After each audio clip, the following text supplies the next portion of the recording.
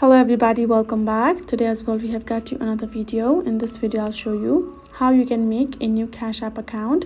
But before that, please do make sure to like our video, subscribe our channel, and yes, without any further delay, let's start. So for that, first of all, go ahead, open up your Cash App, and just to know that you can only add one account. You're gonna choose between phone or email, whichever one you prefer. Go ahead, enter the information, and then tap on this next option in the bottom. If you have added your number, then you will get a message with the code. If you have added your email, then you're gonna have to check your inbox where you will find your code.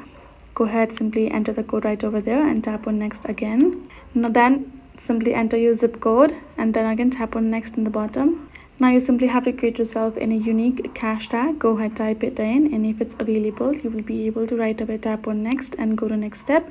If it's not available, then make changes to it and then tap on next again. Then the final step would be simply for you to add your bank using your debit card. Go ahead, enter the debit card number, and you can tap on next for the further step. Otherwise, if you don't want to link your bank yet and simply want to create a Cash App account, then tap on the skip, and that is how you can do it.